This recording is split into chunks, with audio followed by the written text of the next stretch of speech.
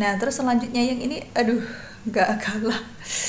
Jadi tantangan banget adalah ambeien. Nah, kata dokter sih kalau kayak gini emang harus dioperasi. Aku udah kepikiran tuh, aduh operasi, gimana dengan bayiku kalau aku operasi. Hai, assalamualaikum, welcome to Paradise Channel, winner from channel.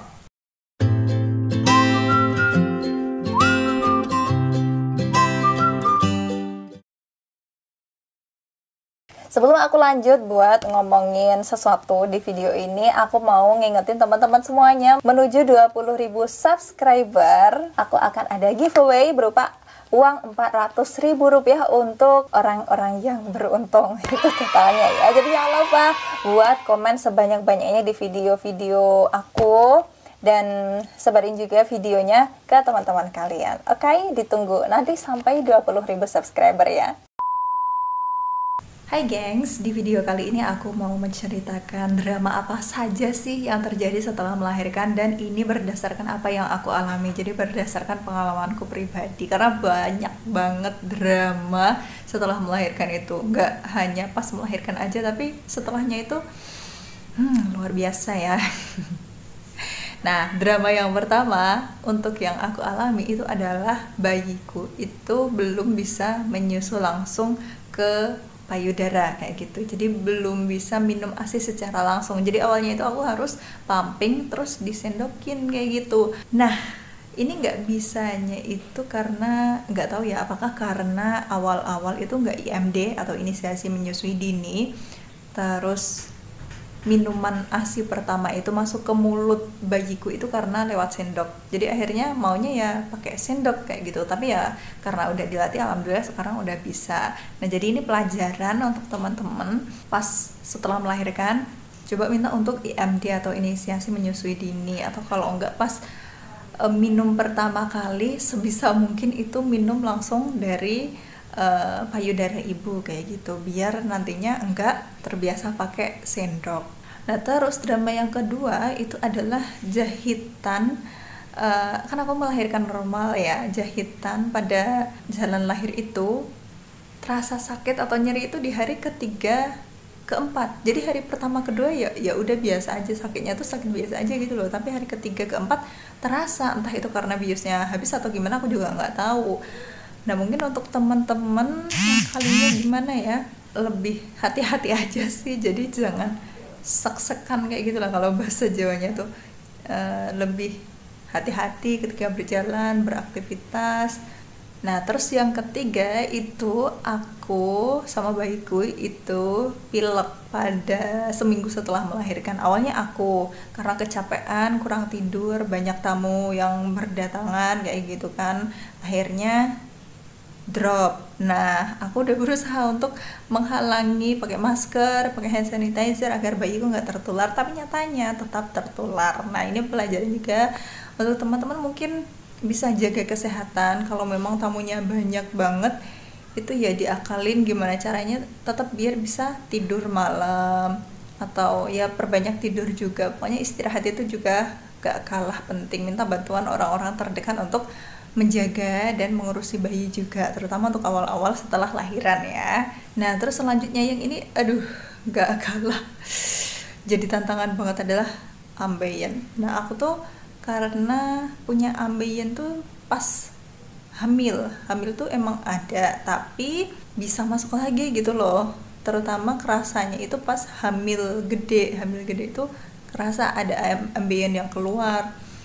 Nah, kemudian dibuat melahirkan, jadilah ya mungkin lebih parah gitu ya. Tapi pas BAB pertama itu rasanya normal, maksudnya nggak kerasa ambeinya yang sakit banget. Nah, tapi BAB yang kedua karena mungkin aku kurang serat, terus BAB-nya keras lama, nah itu langsung ambeinya itu keluar dan kerasa keras gitu loh, nggak yang empuk dan nggak bisa dimasukin lagi.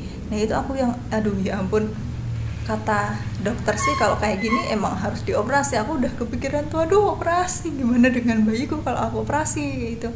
Jadi untuk teman-teman yang mungkin habis lahiran itu perbanyak serat, terutama pepaya sih, buah pepaya kalau aku. Jadi biar nantinya ketika BAB itu enggak seret, enggak keras, terutama untuk teman-teman yang memang kebiasaan BAB-nya susah. karena aku awalnya memang BAB itu susah, nggak bisa yang setiap hari BAB. Sediakan Bapak ya setiap hari setelah melahirkan. Karena jujur yang ambeien itu bener-bener mengganggu, apalagi ketika ada tamu gitu kan, terus kita harus duduk, aduh susah banget, nyusuin juga harus duduk, nggak mungkin kan nyusuin berdiri, itu juga aduh Masya Allah.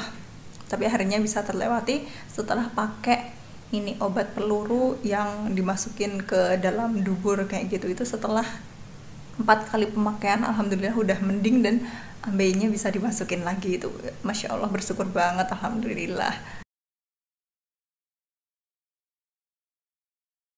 Nah terus drama yang kelima adalah setelah sekitar semingguan bayiku kan udah aku latih buat nyusu langsung dari payudara, alhamdulillah udah bisa. Tapi cuma payudara yang kiri, yang kanan belum bisa karena memang putingnya itu cenderung tenggelam, jadinya susah kan. Itu drama lagi sih, nangis-nangis lagi bayinya, tapi ya gimana pun harus tetap dilatih kan.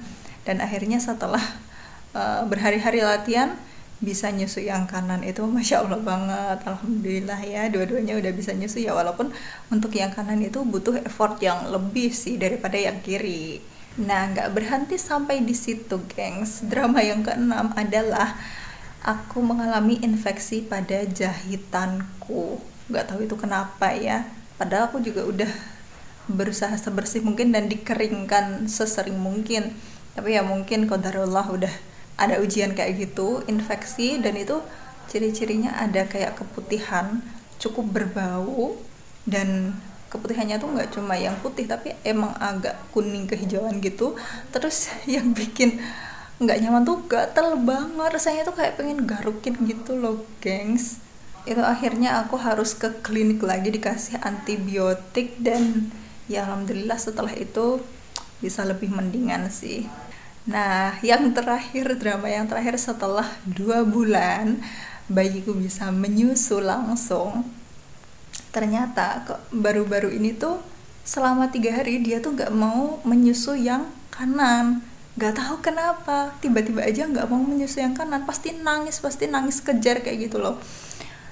Nah, tapi alhamdulillah setelah aku sugesti diminum ya yang kanan, karena nanti kalau enggak tuh gak bakal keluar lagi air susunya yang kanan. Terus juga aku ganti posisi, jadi biasanya posisinya kan kepalanya di lengan kanan, nah itu aku ganti kepalanya, aku taruh di tanganku, jadi aku dekatin ke dada kayak gitu.